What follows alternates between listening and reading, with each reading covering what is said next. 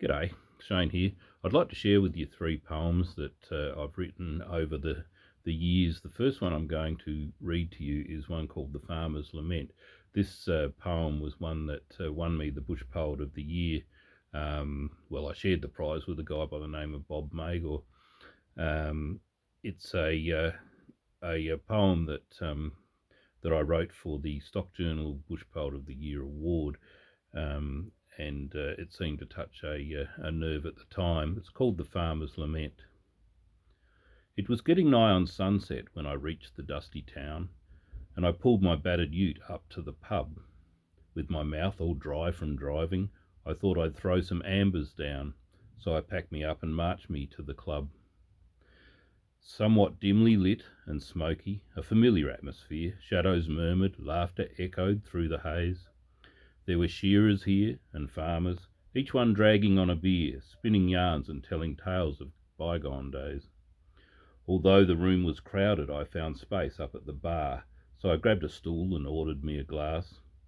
Then I gazed around me slowly at the men from near and far, and as I drank, I felt my body sigh at last.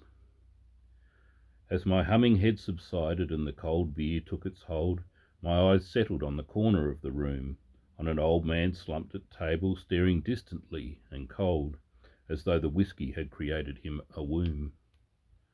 A sight so sad and lonely, I just couldn't bear to see, so I bought a jug and headed for his roost. And as I sat down at his table, I couldn't help but think to me, looks as if this poor old codger needs a boost.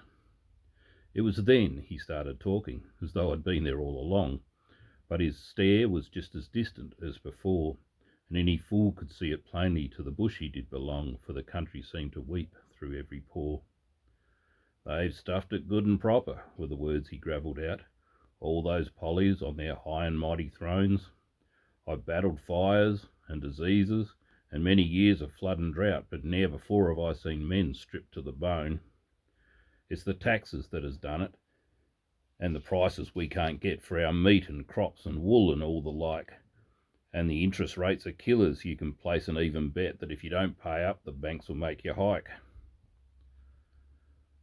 I've seen farmers leave with nothing but the shirt upon their back. A life of blood and sweat and tears gone down the drain, and the government stares on coldly as it slowly turns the rack, while good men swallow lead to rid their pain. Yep, it seems that times are worse now than they ever were before, where through depression, drought and plague we held our place. But my sons have gone to city, and the farmer's ours no more. There's not a lot of life that's left I want to face. So I'll finish up me whisky, then I'll go up to my room and dream of times when profits paid the bills, and I'll pray that in my sleeping death will come and seal my doom, and I'll be rid of debt and life and all its ills. And with that, the old man left me, empty jug and stale glass, and the music of the jukebox filled my head. And with heavy heart I pondered on that man and all his past. Then I booked a room, took myself to bed. Okay, so that was The Farmer's Lament.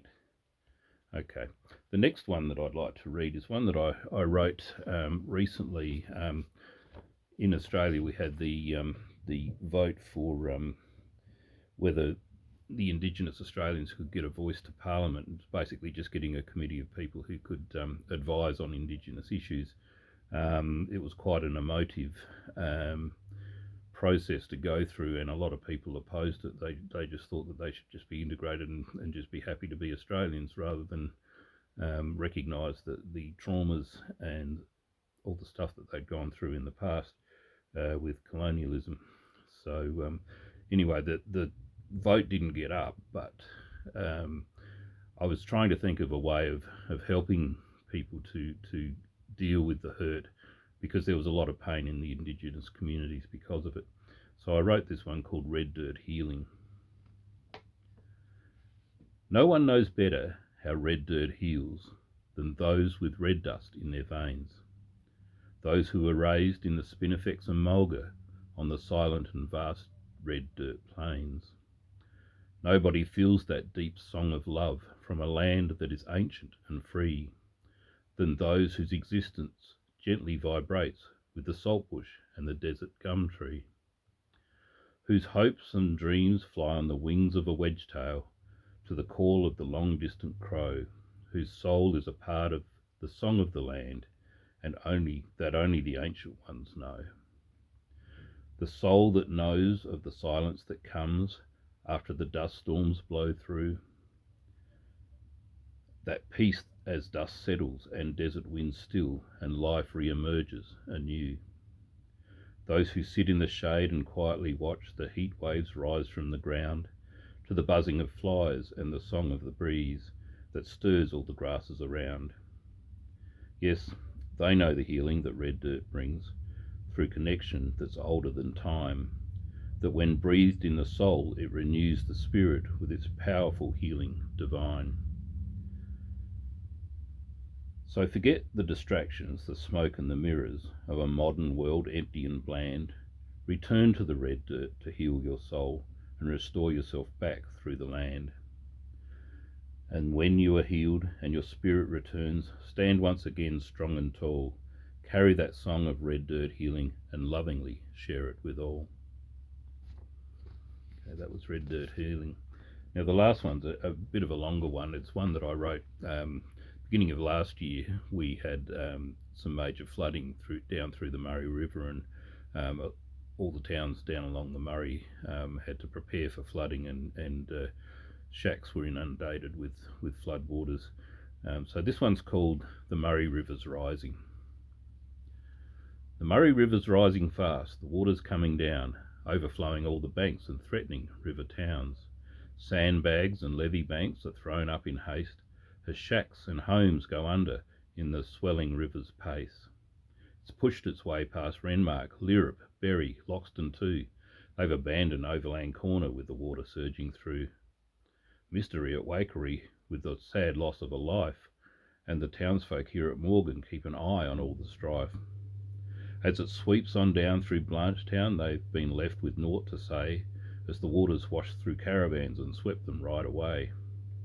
It's breaching banks at Swan Reach, but what you gonna do, as it surges unabated all the way past Punyaroo. Nildalty, Walker Flat, Kernamont and Old Bow Hill, that mighty river rolling down and swelling ever still. From Young Husband down to Manham, homes and businesses at threat, as flood markers go under and the water rises yet. And it doesn't make a difference whether weatherboard or bricks, as the levels keep on rising, will it equal 56? The houseboats all are tethered, the paddle boats are still, there's no fishing and no boating, and any swimming might just kill. And down at Murray Bridge, the bunyip in her cave is putting on her gumboots. It's going to be a soggy shave. It'll flow on down through Tailem Bend and Wellington's at stake before that ever-growing surge spills into Lower Lake. Yes, the Murray River's purging, pressing reset after drought, renewing and refreshing, trying to clear its channels out. But alas, upon her length and breadth, mankind have hugged her shores, building on her floodplains and ignoring nature's laws. It's just the price you have to pay, the choice you have to make for a lifestyle on the river. It's the chance you've got to take. So when the waters fall again, they'll clean up mud and silt, and what was lost will be renewed, and what washed away rebuilt. Then eventually life will go on, lessons learned through pain, and next time we'll be more prepared when the Murray floods again. Okay, so that was the story of the floods on the Murray River. Okay, so that's three of my poems. I know I do a lot of spiritual stuff on here, but this is just showing the bush poet in me. So I hope you enjoyed them. Anyway, I'll catch you later. Bye.